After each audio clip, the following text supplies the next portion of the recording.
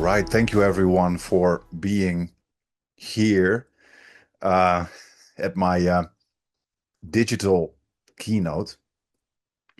I would first like to start apologizing for not being there um, in the flesh in Belgium. Unfortunately, right before I would fly to Belgium, I caught COVID. And while I first thought it would be mild, eventually it became so serious that I had to cancel my flight. So unfortunately, I could not be there. That was quite disappointing. But luckily, I have the opportunity right now to do my keynote digitally. So I hope some of you are still interested to listen to what I have to say. Okay. Now, I want to start this keynote not with my paper, but with a question that I think cuts at the heart of why I wrote my paper on the psychology of capitalism in the first place. And that is the following. What if the way we produce psychological knowledge, our methods, our journals, our incentive structures, the things we reward and the things we punish, is itself shaped by the very force we systematically fail to study? So this is not a rhetorical question. I mean it literally. And by the end of this talk, I hope at least to have made you think seriously about whether it might be true and about what recognizing it would change in how we understand both the discipline and the world it claims to explain. Let me start with a number. When I was preparing the paper I published in Personality and Social Psychology Review, I ran a search on Web of Science. I looked at every social psychology article published in the past 30 years that used the word capitalism in its title, abstract, or keywords. Social psychology, a discipline with tens of thousands of published studies, a discipline that claims to understand human behavior, social dynamics, culture, and inequality. The number of articles I found was 24. 24 articles in 30 years. Now, let that sink in for a moment.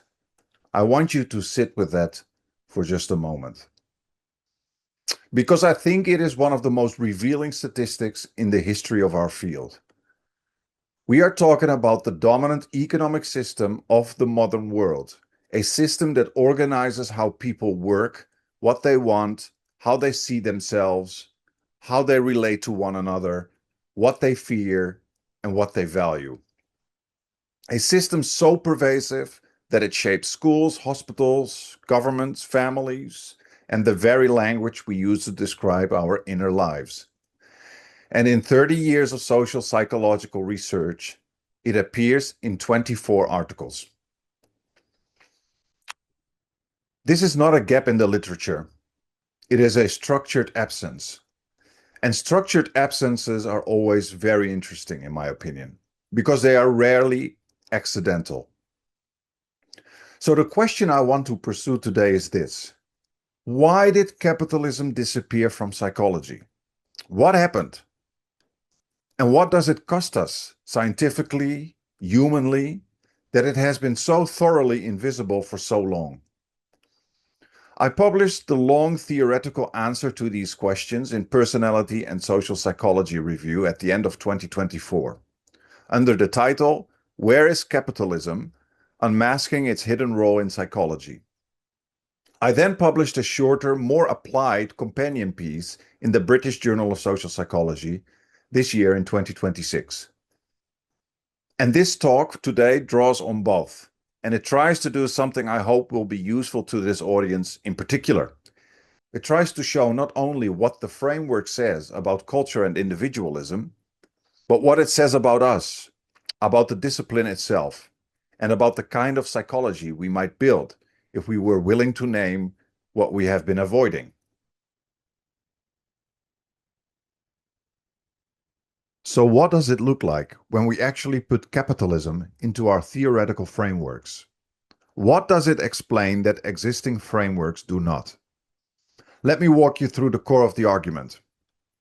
I propose that capitalism is not merely an economic system, it is a cultural architect. It generates the very scaffolding of our psychological lives through three foundational principles: the profit motive, market competition, and private property ownership.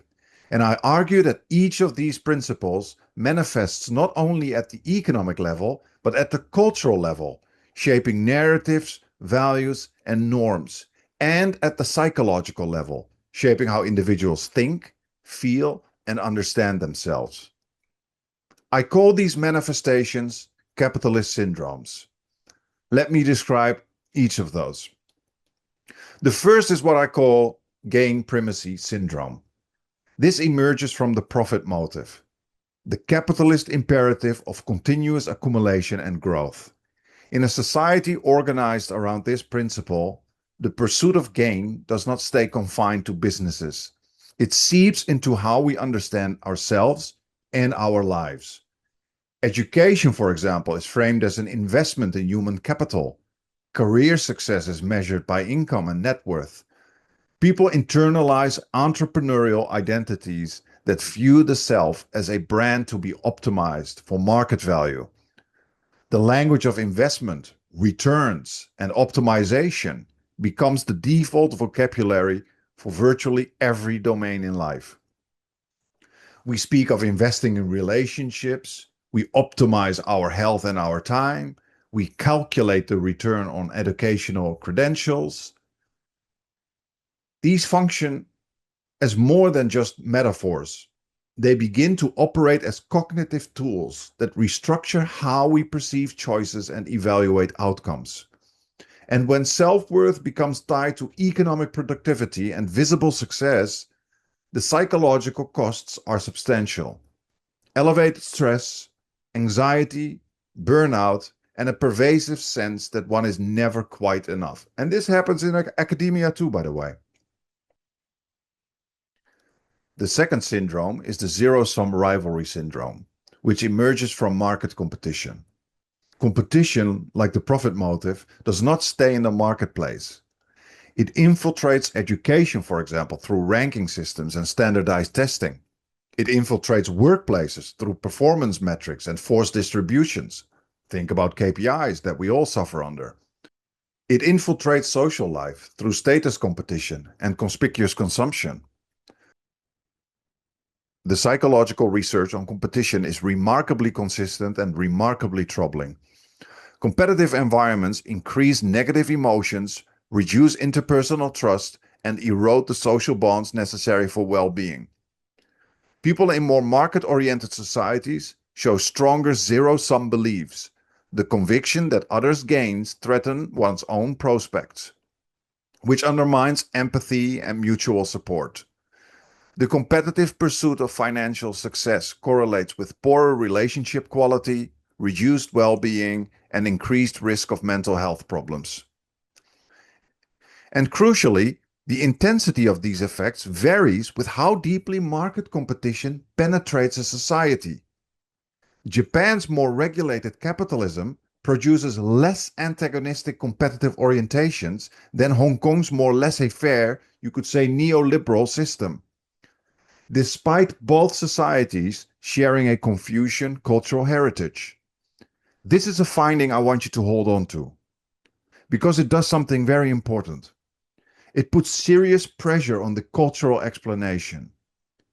If competitive psychology were rooted in ancient cultural traditions, it should not vary this dramatically in response to economic policy.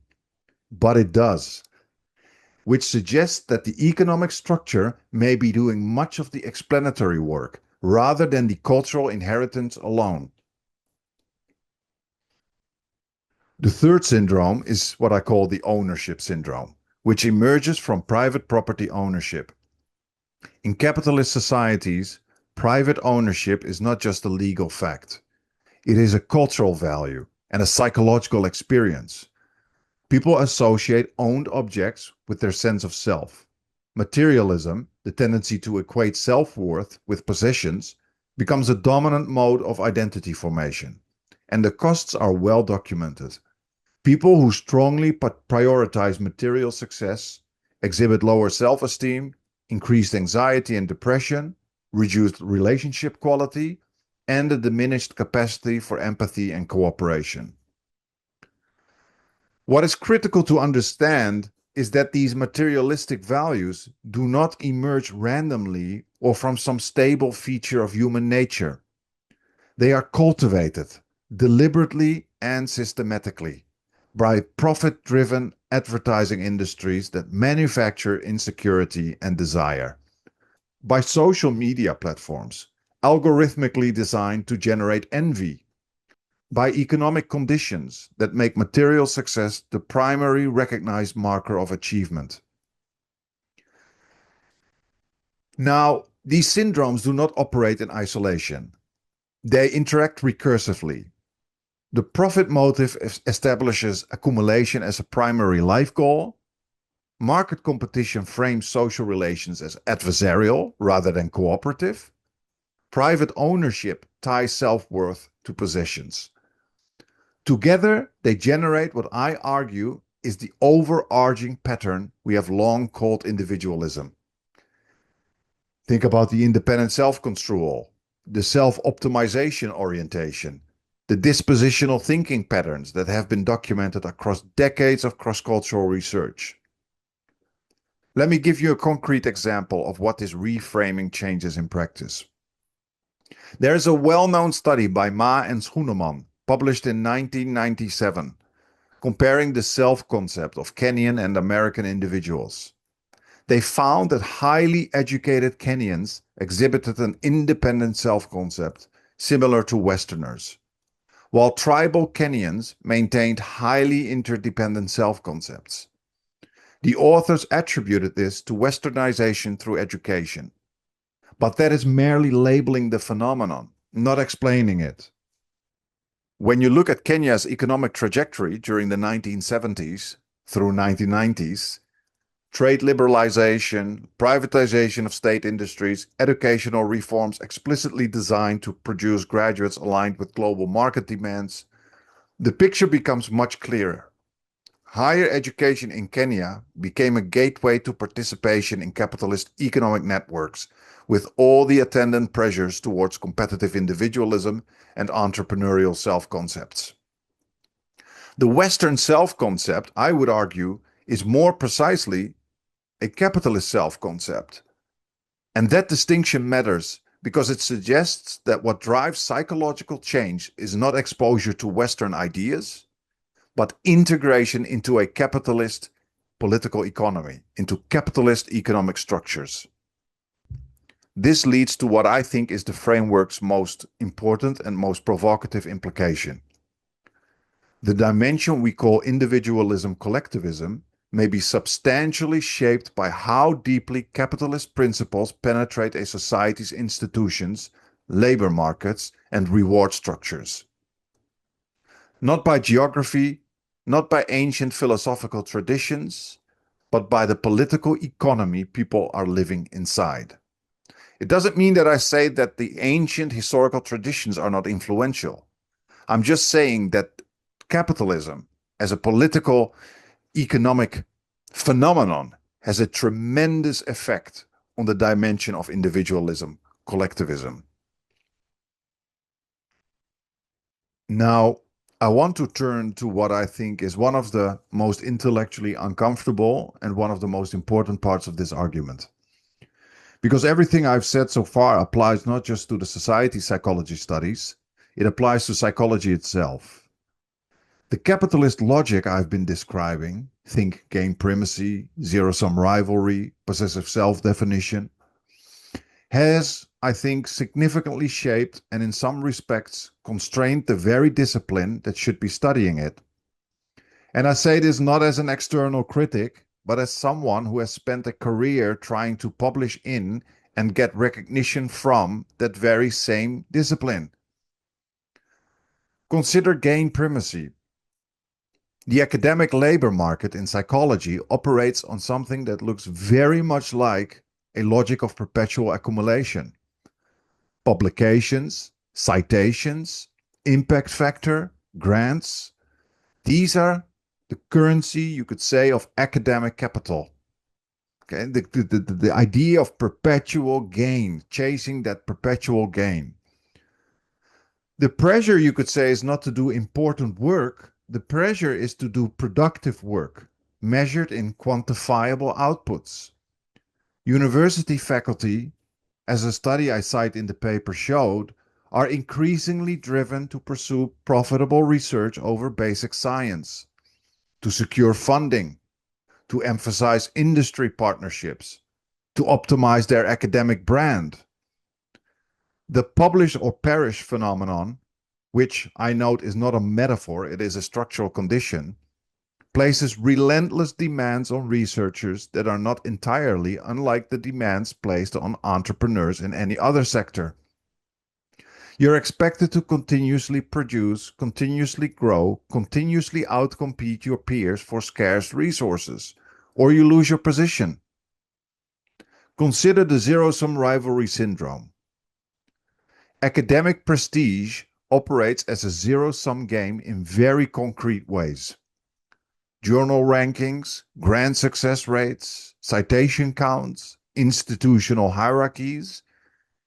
These are comparative metrics in which your gain relative to others is what counts. The competitive structure of academia actively cultivates the zero-sum mindset that my paper documents as a product of capitalist markets more broadly. We study competition and find it psychologically corrosive. Then we return to our offices and participate in an institutional structure that operates through the exact same logic. And consider what this competitive structure rewards in terms of research. It rewards speed, it rewards replicability, it rewards clean, publishable findings from controlled experiments. It penalizes long timescales, ambitious theoretical synthesis, and work that challenges foundational assumptions rather than building incrementally on established ones. In other words, it rewards precisely the kind of decontextualized, small-scale empiricism that my paper argues has kept capitalism invisible. This is the reflexive argument I want to land with full force. The structured absence of capitalism from psychological research is not just a product of Cold War politics, though that history is of course very important. It is also actively reproduced by the incentive structures of contemporary academic capitalism.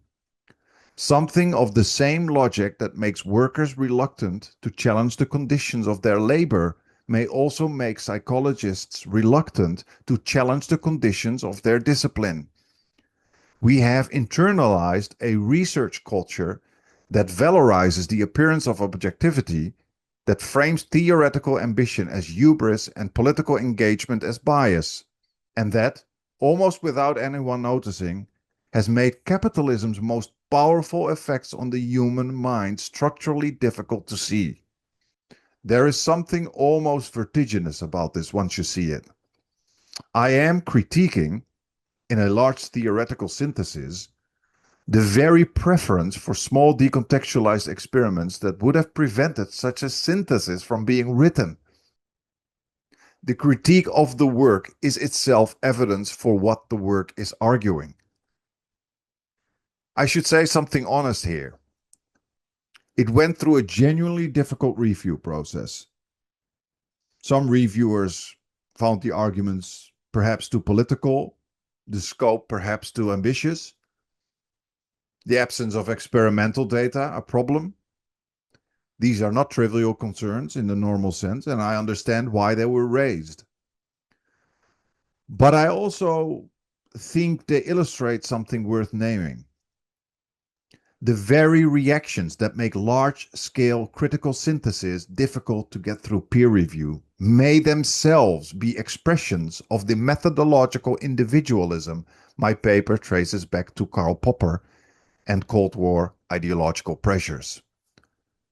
When a reviewer says a theoretical paper is insufficiently scientific because it does not report an experiment, they may not simply be making a neutral epistemic judgment. They may also be expressing a prior commitment to one particular conception of what counts as psychological knowledge. A conception that, as I argue, is historically and ideologically produced. The paper got through. It has received substantial attention, and I think the response suggests something important. The appetite for this kind of synthesis exists in the field, even when the institutional structures work against it. There are many psychologists who have felt for a long time that the discipline's explanatory frameworks were missing something large. This paper tries to name what that something is. The Personality and Social Psychology review paper is primarily theoretical. Its goal is to build the framework and demonstrate its explanatory power against existing empirical findings. But theory without application is incomplete. So I want to turn briefly to the follow-up piece I published in the British Journal of Social Psychology recently in 2026, which asks what this framework does when you apply it to the world we are currently living in. And the world we are currently living in is, by any reasonable measure, in a state of significant psychological crisis. Anxiety and depression rates have surged, particularly among young people. University students are reporting unprecedented levels of stress and burnout. Social isolation has reached epidemic proportions. People across wealthy societies report fewer close friendships, weaker community bonds. Workers face mounting job insecurity, longer hours, and constant demands for self-improvement and upskilling just to maintain their positions. The standard response to these converging crises is to treat them as separate problems requiring separate solutions. Mental health apps for anxiety, social skills training for loneliness, resilience programs for stressed students, mindfulness courses for burned out workers. And I want to be clear, these interventions are not worthless. They help real people in real ways, and I'm not dismissing that. But they share a common and I think important limitation. They are all individual level responses to what may be structural level problems. They help people cope better with conditions that are themselves left untouched. And in many cases, this is the part that I find most striking, these solutions are products to be purchased, programs to be sold, apps to be downloaded. In other words, they operate within the very logic that created the problems. We are responding to gain primacy syndrome with self-optimization tools. We are responding to zero-sum rivalry syndrome with competitive self-improvement programs. We are treating the symptoms with more of the medicine that is in part producing the disease. The framework I propose does something different. It asks, what if these are not separate problems? What if rising anxiety, social isolation, educational stress, and workplace burnout are not unrelated phenomena that happen to be occurring simultaneously? What if they are co-symptoms of a single generative mechanism, the logic of capitalism operating at the level of lived psychology? And we have been systematically unable to see this because our explanatory frameworks render that mechanism invisible. Making capitalism visible transforms the clinical and policy picture in several concrete ways.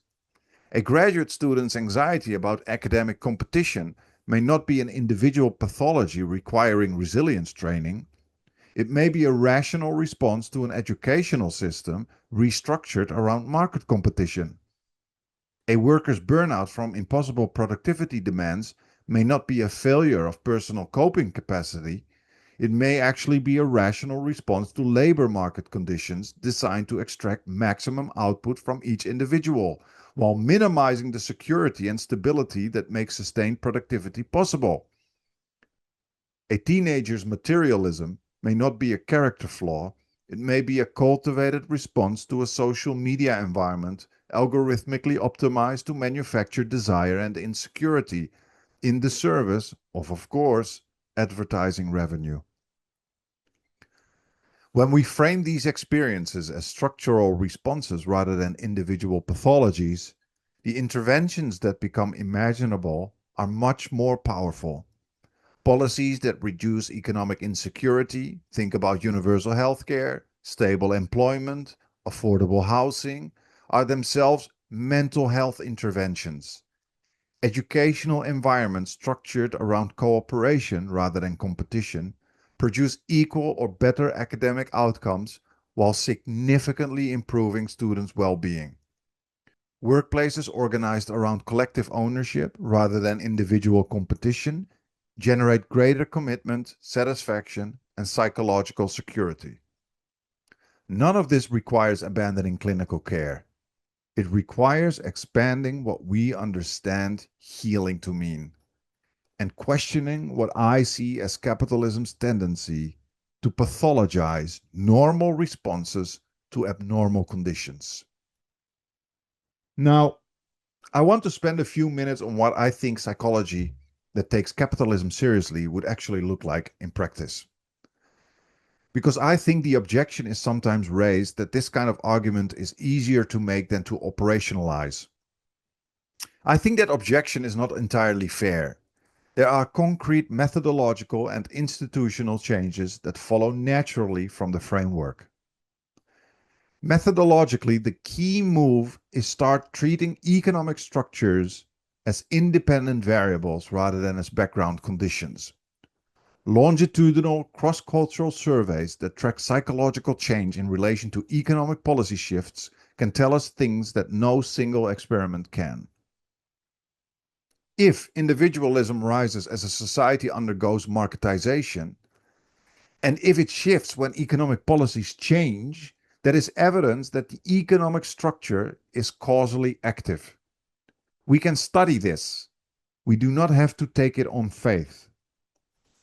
Comparative historical analysis offers another powerful tool. Looking at how psychological patterns evolved in relation to the development of capitalism across different societies and time periods gives us a richer picture than any cross-sectional survey. The time scale of cultural change in response to economic change is measurable. Japan's individualism shifted dramatically over recent decades in direct response to neoliberal economic reforms.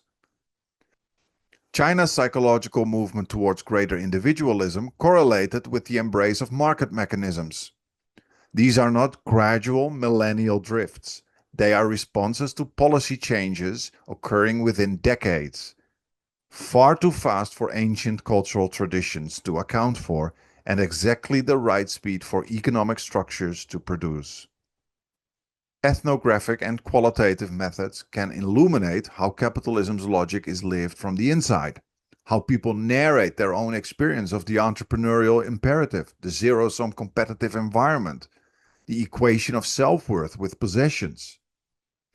Computational methods can track how capitalist discourses and ideologies spread and evolve through digital media, and participatory action research can connect psychological knowledge directly to communities disproportionately affected by the dynamics the framework describes. Institutionally, the changes that matter most are structural. Editorial boards need to value theoretical synthesis not merely as scaffolding for empirical work, but as a genuine form of scientific contribution in its own right. Funding bodies need to support long timescale, interdisciplinary, historically grounded research that cannot produce clean results within a 2-year grant cycle. And training programs need to expose students to political economy, critical sociology, and historical analysis as genuine tools of psychological understanding, not as supplementary background material, but as core methodological resources. None of this replaces experimental or quantitative methods, but it demands that those methods be embedded in a theoretical framework that is commensurate with the complexity of what we are trying to understand. Now, I want to close with something personal. I've been thinking a while, shall I do this? Shall I not do this? But I think it is necessary. I think psychology has for a long time really avoided this kind of normative personal reflection. But I think after this whole idea that we are part of a neutralistic objective science, I think it is important to understand that psychology is never fully objective because we are dealing with a very subjective human story, I would say. So I want to close with something personal because I think it is relevant to everything that I have been saying. In the PSPR paper, I included a brief positionality statement. My mother comes from a Dutch working class family. Her father was involved in the resistance against Nazi Germany during the Second World War. My father is Algerian, and his family suffered personal losses in the fight against French colonial rule. I, of course, was born and raised in the Netherlands, a country that is still, in many ways, reckoning with its colonial history and with ongoing questions of racism and marginalization. These facts shape how I see the world. They shape which questions feel urgent and which explanations feel inadequate. They drive me toward a kind of scholarship that tries not just to describe social reality, but to understand the structures that produce it.